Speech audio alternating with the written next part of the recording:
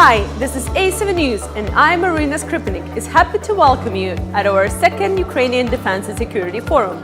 The forum has brought together the government and business representatives of Ukraine, Lithuania, Estonia and other countries in order to talk about the key issues, changes and reforms to be done in the defense sector of Ukraine.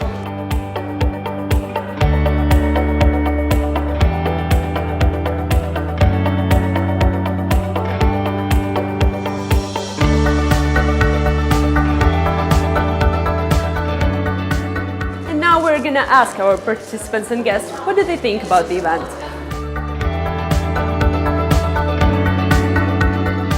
The situation in which Ukraine is now, I mean the conflict in the East, how is that changing the international cooperation between the countries?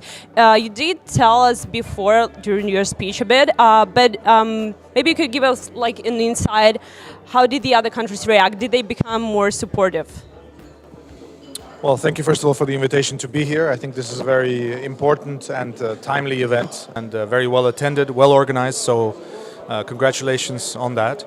As to your question, I think it is very clear that since the beginning of the Russian aggression against Ukraine, the support of NATO and its allies has been very, very strong. And despite all the other challenges that NATO is facing, the place of Ukraine on NATO's agenda remains very important. And we have provided both political support, support for the sovereignty and territorial integrity of Ukraine, also support for the Minsk process, which is the only currently available plan to reach a lasting, peaceful solution to the conflict. So in addition to that political support, we also provided very strong practical support, some of which I outlined during my intervention. We have a range of instruments providing that support to Ukraine.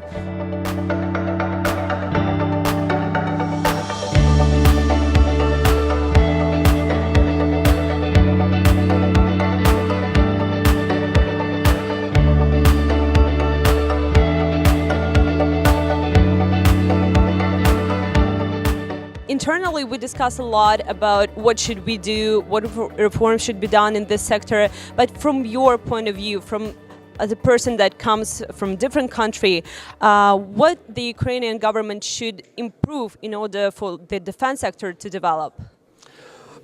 It's really very difficult to give some kind of suggestions. As I mentioned, advisors can give some ideas, but implementation of these ideas is poorly governmental authorities' decision.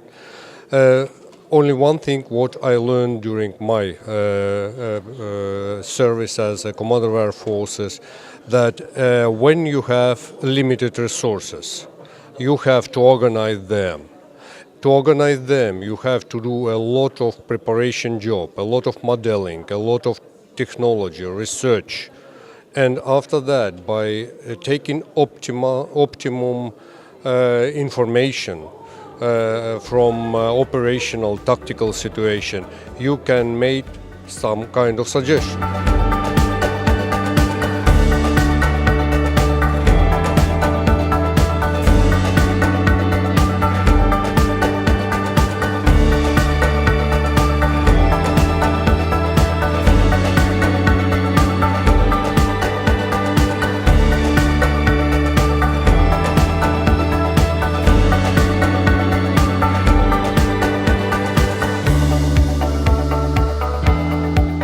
I'd like to hear your feedback about the forum, about the importance of this forum. Well, as I just said, I think it's a very timely event. It's good that at least once a year there is this strong focus on security and defense and on the progress that Ukraine is making on the path of reform towards Euro-Atlantic standards, because this is the ambitious goal that Ukraine's leadership has set for the country. And 2020, of course, is the date that is often being mentioned, but I think it's important that the process is implemented vigorously, because there are a lot has been done, but a lot still remains to be done. Secondly, I think this forum is also an important opportunity for the Ukrainian defense industry to highlight its expertise and its great potential to Western and international partners and potential partners. So in that sense, the forum also plays a very important role.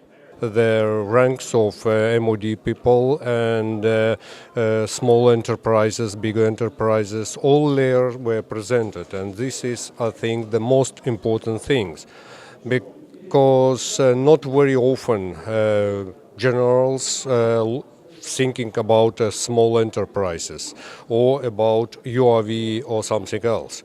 They are looking for own combat capability. And this is forum where they can come together and to see what are options for the industry people, what are developments, what they have on the shelves, and according to that they could correlate procurement process or something else.